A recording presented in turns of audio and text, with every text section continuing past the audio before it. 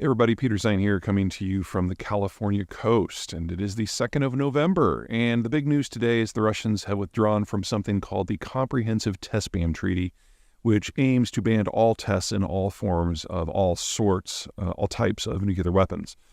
It's a little bit different from most of the arms control agreements that exist in the world. Most of the effective ones are bilateral treaties between the United States and the Soviets/Russians that have dealt with nuclear ceilings on the numbers of weapons and their stationings and their dispositions, and sometimes even down to conventional weapons. And most of this non-proliferation regime is in danger right now because the Russians have stopped enforcing or have simply pulled out of treaty after treaty, prompting the Americans to follow suit. The CTBT never entered into force, however, because it was a multilateral effort. Unlike all of the Cold War treaties where Moscow and Washington sat down across a table from one another to hash out the details, sometimes with London or Beijing or Paris in tow, the CTBT was always a multilateral effort that involved over 100 countries. And so when it was first adopted by the UN General Assembly back in the 90s, the hope was that we had entered into a fundamentally new era where everyone would agree that nuclear war is perhaps not something we should aim for.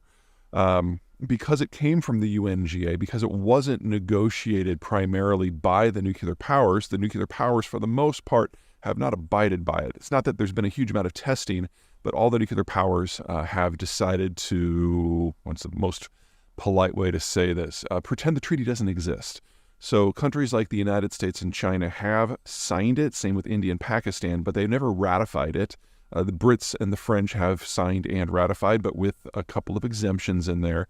And now the Russians have basically joined the Americans and the Chinese and the Indians and the Israelis and everything, and basically saying that we're not going to buy this at all. Now, it doesn't mean that a return to nuclear testing is imminent.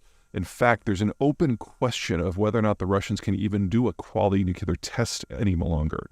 They've had a number of instances in the last 3 years where they've tested some of their ballistic missiles, and they've discovered that a lot of them just don't work anymore.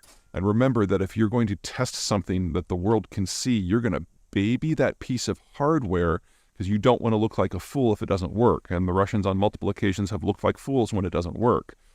So the real risk here isn't so much that the Russians are going to test.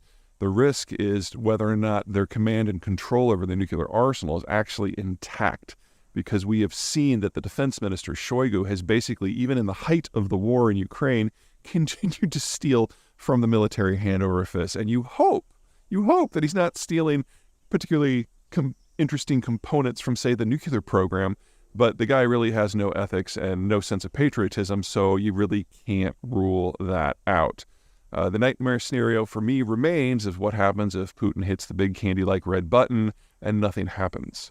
And we now have seen on multiple occasions that American intelligence has penetrated so far into Moscow that we're basically knowing what Putin has for lunch before he even wakes up in the morning.